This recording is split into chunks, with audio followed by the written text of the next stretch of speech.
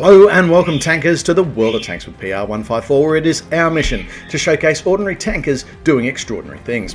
Now what follows is an edit from a recent Twitch stream where we've showcased such an achievement and had the responsible party on station to take us through what was going through their mind and down their barrel at the time. Now if you've got a replay of your own to submit and you don't mind having the opportunity to have a little one-on-one discussion about it, then please swing by our Discord at the link below and slap it on the submission platform. We would absolutely love to have you on board. In the meantime, happy tanking and enjoy this video. TallyHoe, thank you so much for joining us here today. Thank you, glad to be here. SU-100, very capable tier 6 USSR tank destroyer, and you're bottom tiered on Ruinberg. Yeah, that wasn't ideal. My first thoughts were SU-100, not ideal. And it's the first time it's been out in a while, as you can see by the ammo loadout, 14 HE, so I've not played this a lot since the nerf.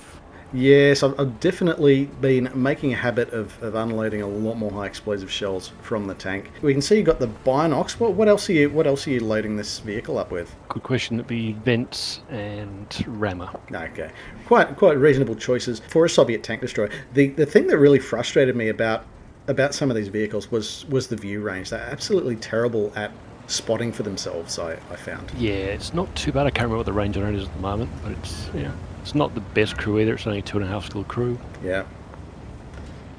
So yeah. Kind of relying on VK-38-2M moving out of cap a little earlier. Yeah, well, I'd got the mouse in the other screen. It's a bit concerned here at the start that I was a little bit light on for assistance. Yeah, three fighting vehicles and the self-propelled gun controlling the whole right side of the map, possibly a little bit of a liability, but you do have AMX 1357s, reasonably agile light tank there. But the enemy team has taken the initiative. They've got that E6 position, and that will allow them, you would think, to have the edge over whatever your team is doing in that E line. Yeah, I was a bit concerned. They got 5 meds, well, 5 meds aside. I was expecting a big push through the village. Often my medium and light tank experience on this map is I'm trying to charge that E line, and if I can make it through and survive, it's usually a great game, or I just end up getting 3v1 and annihilated, and it's a less than pleasant experience. But yeah, one problem I have here with the SU on this map is the narrow gun arc. So you'll see me rotating left to right quite a lot. Yes. That would do it. So at the moment we're just really looking for AMX 1357 to seek out those opportunities. Okay, so 40 TP making an appearance. They're lighting up T-3485M. And that's going to be quite dangerous for the Russian medium, because that proxy spot from 40 TP is going to allow VK-32M to get the crossfire in. Yeah, and it's still fairly quiet, and I think I'm barren this time. I'm wondering, do I go city or do I just stay here? I think I elected obviously to stay here for a bit longer. I guess there's a strong argument either way, and you really, in these situations, you do have to fight that urge to, I've just got to do something. Okay, now VK-38-2M has broken out. They've realised that this is a fairly lightly defended corner of the map, particularly with T-3485M getting knocked down. We're just fortunate your 45 TP has had a look at the map and realised, oh, geez, that field's looking a little bit light. So they've rotated. So it's going to make an enemy rotation a little bit difficult. And now your gun's in the game. A nice meaty hit into VK-38-2M. Welcome to the game. It only took 3 minutes. That's all right. It happens. Almost off it now.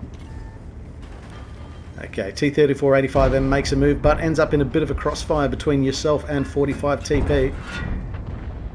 They, and an ammo rack for 81 hit points. Not quite as spectacular as seeing the 800 light up, but hey, we'll take it. Ammo rack burn pretty and warm. 2 shots, 2 kills. Got the M25 push on me. Yeah, so your crossfire support's kind of lost at this point in time. So this is really all. Oh no, it must be Panther downrange that's giving you some support there, and you're knocking out MT25 kill number 3. So sticking around in hindsight, proving to be the better decision. T-29 playing from the hull down, and we've got the premium shells indexed now, so they're penetrating for 217, up from the 175 that you usually get. But seeing a lot of green on that enemy vehicle. Yeah, that first shot vanished. Second shot hit. Yeah, you might have been experimenting with a few intervening statues.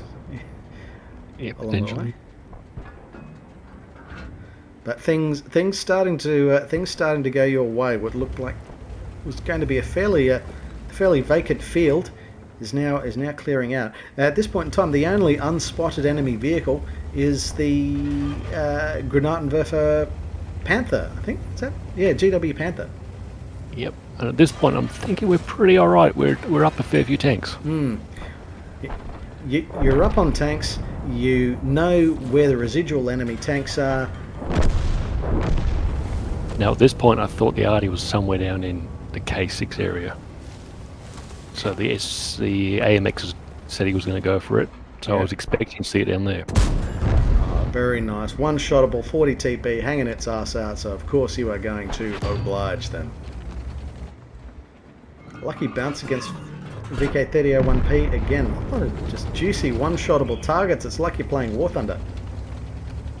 And at this point, I've forgotten I've got APCR loaded. I love the blinding red mist.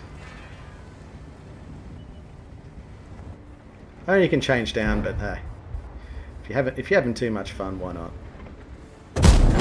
There you go, dominating. That is your top gun, kill number 6. And there's still 3 enemy tanks left. Although it's quite a tight game. It started out 13v13. Now it's just 3v3. Jackson has moved up. Swing and a miss by Jackson. AMX 1357 moving to flank the enemies in the city, shutting down Jackson for kill number 7. And GW Panther's got unspotted, so. A bit of a Benny Hill moment coming up. Excellent. Oh, and it's behind you. It's decided to go for the flank or do something creative. Don't know. But all right. So we're going for the crossfire, and there it is. Kill number 8 for Radley Walters. Would have been really interesting to see from AMX 1357's perspective, hunting down that self-propelled gun. He went for a bit of a drive to find it. Oh, well done. Fair play to him. BK3601H. Oh, okay. That is a look of resignation there. We've got the barrel in the air. And a long reload cost me 1-9. Yeah. Nicely done indeed. So, Ace Mastery Badge, Radley Walters Medal, which is awarded when you destroy at least 8 vehicles in a battle. Top Gun Medal, which that just goes hand in glove with that sort of achievement. We've got Demolitions Expert for inflicting that ammo-racking shot on T-3485M. We've got the Reaper Medal for destroying 3 enemy vehicles in 3 shots. Is the next one along Tanker Sniper? That's causing the most damage from a distance of 300 meters or more. We've got the Duelist Medal for destroying at least 2 enemy vehicles that cause damage to your vehicle in turn. We've got the Fire for Effect Medal for doing at least your hit points in damage, and the Bruiser Medal here for causing damage to enemy modules or crew members at least 5 times in the course of the battle. I think you're a little bit robbed on the high caliber side of the ledger, though. Yeah, it was a fairly low score in the scheme of things for 8 kills, but it was a good game. Yeah, so Well, I liked it. Absolutely. So if I look at that, yeah, so you did have some quite high scorers there. Your M12 had nearly 1,500 hit points. MX 1357 had nearly 1,400 hit points. We had Fury on the other team and Tiger 1 representing 1AR well, but try as he might, could not quite carry hard enough against the awesome might of the TallyHoe. Thank you very much for sharing this one with us today. All right, thanks for having us. No worries.